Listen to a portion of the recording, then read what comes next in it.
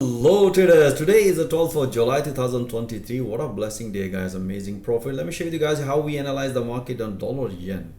Pretty straightforward. Based on the 4 hour, we've been short for a whole week since beginning of this week. So even today, as explained to trader, look for let's wait for the, because from yesterday we had this beautiful short trade. Let me explain to you. We have this beautiful breakout yesterday, bank amazing profit this morning. As explained, let's wait for the news, guys.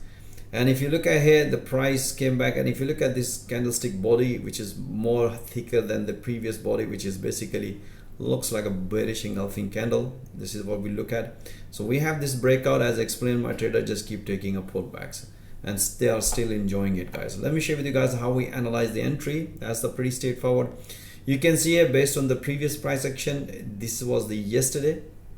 As explained, look for around this pullback. So we can see here, price nicely developed pullback as mentioned here. But safest trade, let the market break the previous low. We had this beautiful short trade here.